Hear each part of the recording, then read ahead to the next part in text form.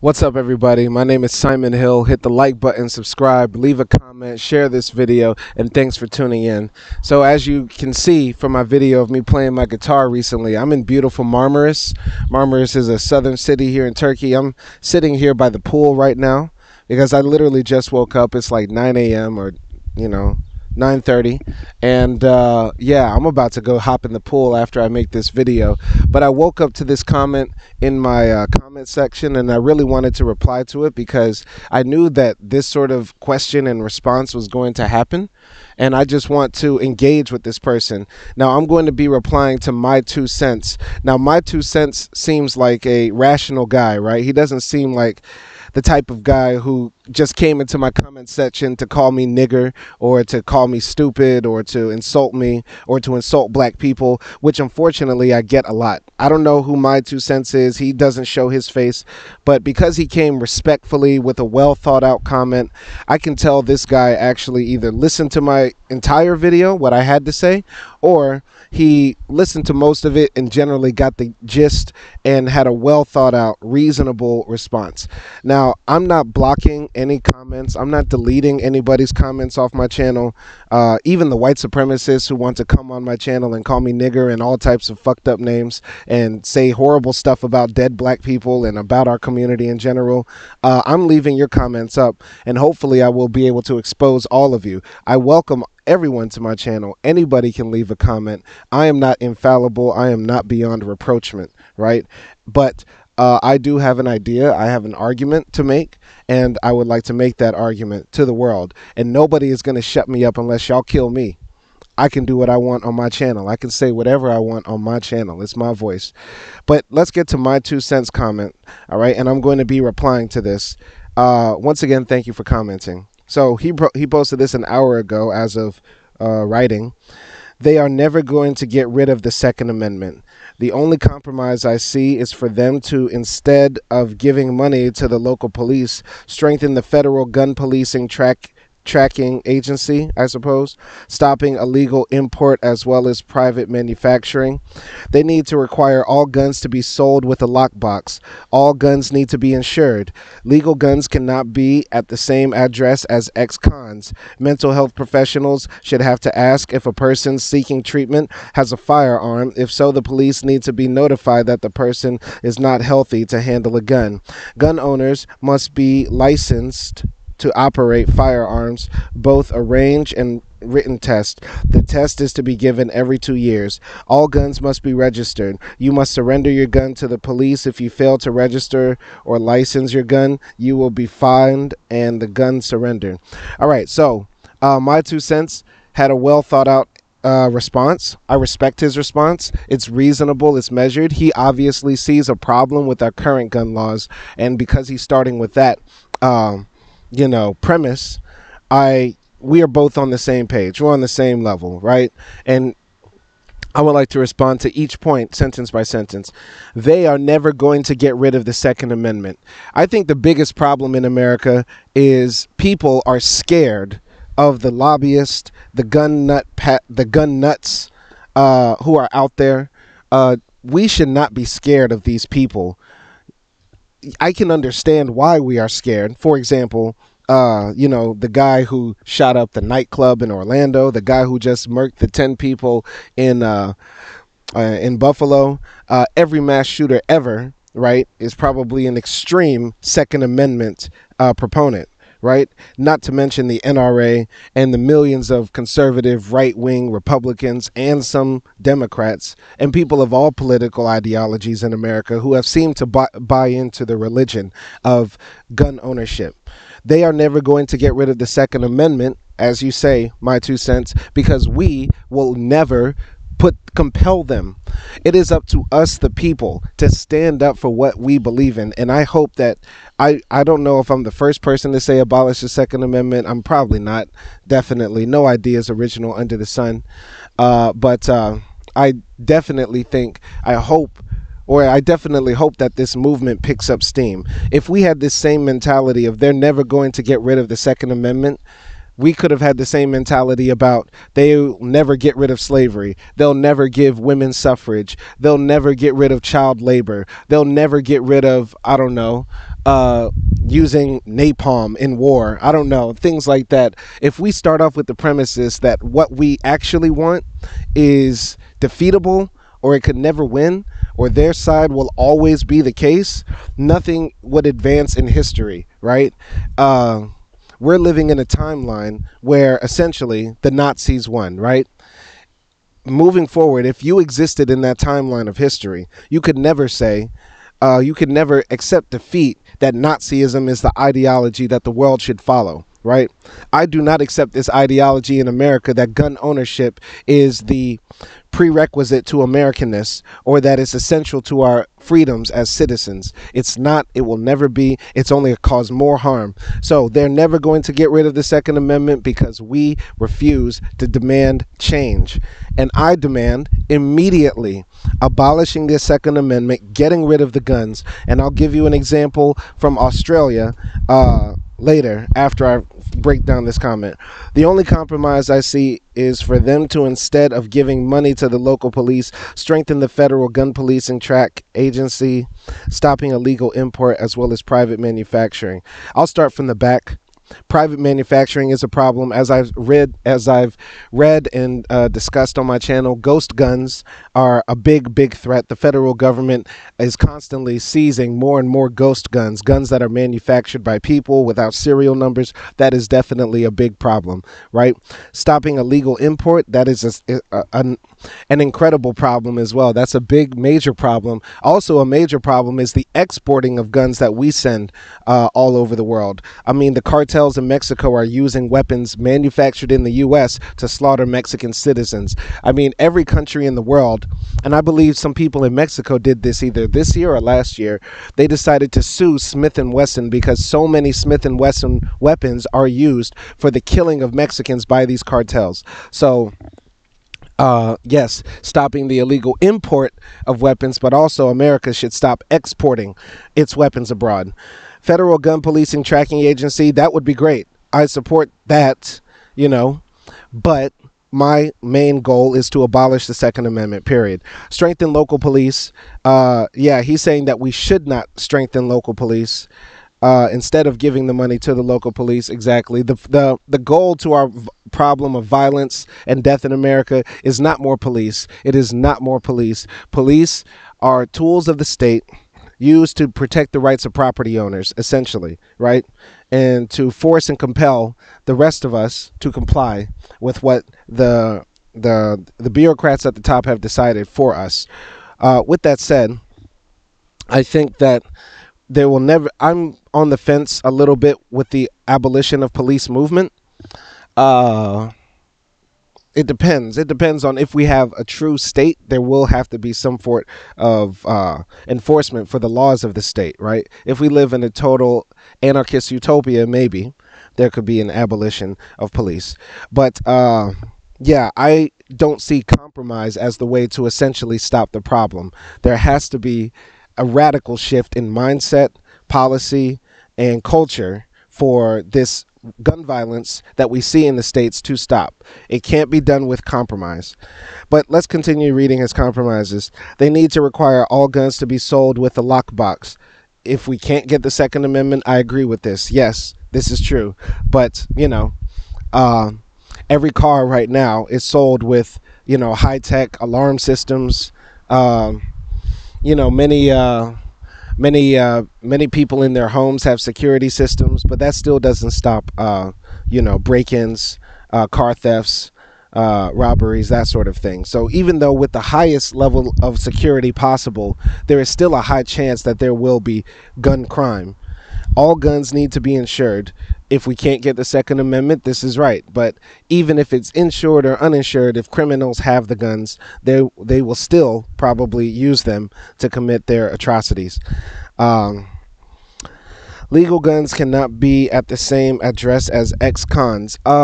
There's a part of me that feels conflicted right now about the gun laws in the U.S., right? Because, you know, they started passing these laws about, you know, anybody with a felony not being able to have a gun after, you know, after like the civil rights movement. I need to do some research more on this, but essentially, as far as I know, The banning of felons having guns is a recent phenomenon. Before then, if you served your time and you came out of jail, you could have easily bought a gun, right? And as we know, anybody who's familiar with the history of the criminal justice system in America, they've almost explicitly, with a razor thin focus, targeted black men to be the victims and the people who fill up the jails all over our country. So with that said, I think the saying ex-cons, as if, the majority of the country is, as equally targeted by the state and the police, is not true. So, regardless, I don't think the Second Amendment should be allowed. But if we continue to live in this timeline where they are allowed, I do think actually we should relax the policies on, felons having weapons. Honestly, that might be a controversial take, but I'm just taking the argument of, if I did support the Second Amendment, I think they should still have their constitutional right to protect and carry to protect. To carry to protect. I'm sorry, I literally just woke up 15 minutes ago and I can't wait to hop in the pool. I'm so anxious. But the same way somebody who goes to jail doesn't have their First Amendment taken away, or the right to, well, they do take the right to vote away. They shouldn't also have their Second Amendments taken away. But I digress. I actually disagree with that point, because nobody should have guns in America, because all Americans are pretty freaking stupid. They can't be trusted with guns. How many times are we going to see children die in schools? How many times are we going to have to see old people die in churches? How many times will these white supremacists carry out attacks before we say enough is enough? That's my essential point. No change will stop this until we get rid of the guns. And if you think that's impossible, you're just pussy, honestly. And I'm not trying to insult you, my 2 cents, but this goes out to the world. If you're more scared of the NRA than you are from judgment above, because many people here are religious in America, you're not really a religious person. Your religion is the gun. You're living more in fear than you are of actual truth. I live in truth. I believe what I believe with my whole heart, and I won't back down for anybody. This has to stop. Okay. Mental health professionals should have to ask if a person seeking treatment has a firearm. If so, the police need to be notified that the person is not healthy to handle a gun. Yeah. And another reason I disagree with these sorts of compromises, because this makes the state much bigger. The state is becoming too big. We have these mental health professionals and police officers, these social workers knocking door to door, asking who has a gun, who's mentally well, who's mentally ill, that sort of thing. It all becomes a bit tedious. And, whether you believe it or not, I'm actually a person who would like to see the state have less and less influence in our lives. I don't think we need more bureaucrats and social workers knocking at our doors, checking our inboxes and stuff like that. I think it will be much simpler to just get rid of these AR-15s, AK-47s, an AK-47, which I used to own. It was a really cool looking gun. Never used it other than at the shooting range, right? But in general, I do not see how a bigger state, with us spending more and more tax money to chase down crazy people with guns and try to prevent the next mass shooter like a game of whack-a-mole, how that's any better for citizens. It's a waste of money. It's a waste of time. It's a waste of resources. Let's just do the sensible thing and get rid of the guns. All right. Gun owner must be licensed to operate firearms, both a range and written test. This is to be given every 2 years. Yeah, I agree. And I think I'm also not against the idea of maybe not abolishing the Second Amendment, but making gun ownership so prohibitively tedious or expensive or bothersome that it will be almost, banned. Like, I think, for example, right, you can buy certain, like, who was that guy that there was like a guy who pretended to be Russian on YouTube, and he would shoot these like crazy weapons out in his backyard, and I think he got arrested by ATF or the feds. Like, he found a way to get his hands on grenade launchers and, anti-aircraft missiles, like Javelin sorts of stuff. I don't know. I forgot his name. FPF Russia. Yeah, I think that was his name. Anyway, uh, you can get those sorts of materials of weapons in the US, but it's so tedious and so prohibitively expensive and so bothersome that nobody does it, right? And when you do it, the FBI says, open up, and comes and takes away your guns anyway. So listen, I'm for whatever works to get rid of the guns, not to manage the guns, not to allow the citizens to still have them in some capacity, right? Whatever it takes to limit them. And I'm not against mitigation either. I'm not a radical in the sense of we need it done tomorrow. No ifs, ands, or buts, because the whole world does not think like me. The whole world will never think like me. Everybody is individual and we all need compromise to make stuff happen. But I'll say this, that, whatever mitigates or whatever helps us get to the point where there's almost zero left on the streets and in the world, in the state, that's what is best for me, because it's obviously the only solution to this problem. It doesn't matter how many times we say, how many policies we put in place to insure the guns, to make them more safe, to even get them off the hands of the crazies and the lunatics, because somebody out there will still do what happened in Buffalo, unfortunately. And I've been watching a lot of videos from other commentators about what happened in Buffalo, and everybody is saying it's going to happen again. And I know in my heart it will happen again, and I hope it does not. I'm not condoning violence. I hope these videos are used to stop violence. We need to end the violence in our streets. So I would like to end with this. I would like to read to you this story. All right. So on April 28th, 1996, in a cafe in Tasmania, a young man pulled a semi-automatic weapon out of his bag and began shooting tourists and staff at the historic Port Arthur penal colony. By the time he was finished, he had killed 35 people. This was just one of several mass shootings in Australia between the 70s and 90s. Following the 1996 massacre, Prime Minister Howard initiated a serious crackdown on gun ownership.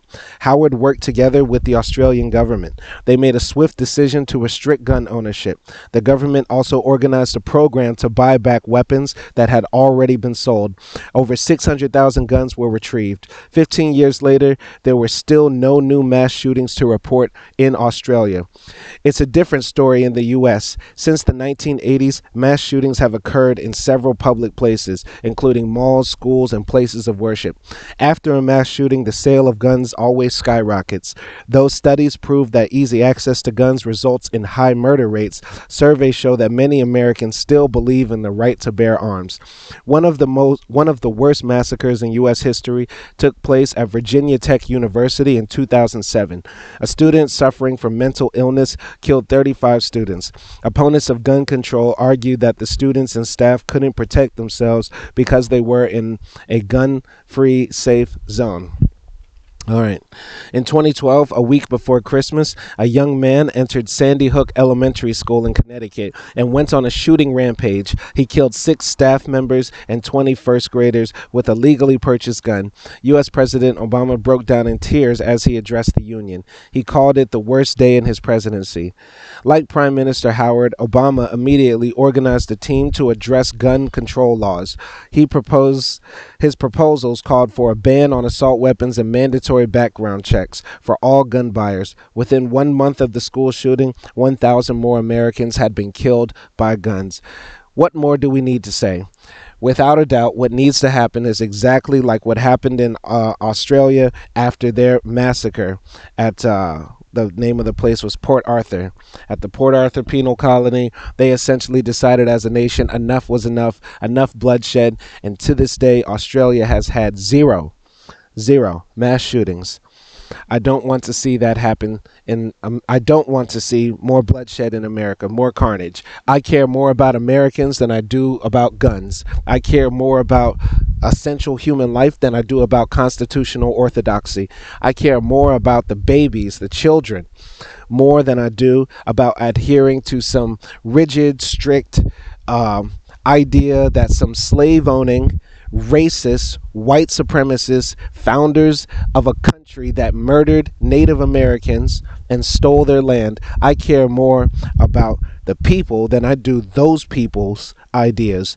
Fuck those guys. Fuck the founding fathers. The only good idea that they had was that there would be no kings and that America will be a land and essentially idealistically of egalitarianism, even though their version of egalitarianism was only white men with land and property. But times have changed, and we need to change as well. Get rid of the Second Amendment, stop the gun worship, stop the fear of the NRA, and let's move forward as a society. So thank you to My2 Cents. Thank you to everybody that leaves a comment. I'm going to make more videos replying to comments individually or as groups. I'm not going to roast everybody like I did the white supremacists who left comments on my channel, last week, but I'll continue to push forward with my message. Also, making my music and traveling the world and trying to talk about happy topics. I'm trying to do what I want with my life. If you don't like my channel, if you don't like my content, unsubscribe, leave, please, because this is just my open diary and blog to the world. So once again, thanks My2 Cents. Thank you for everybody for watching. My name is Simon Hill. I'm about to hop in this pool. Looks so nice. And peace.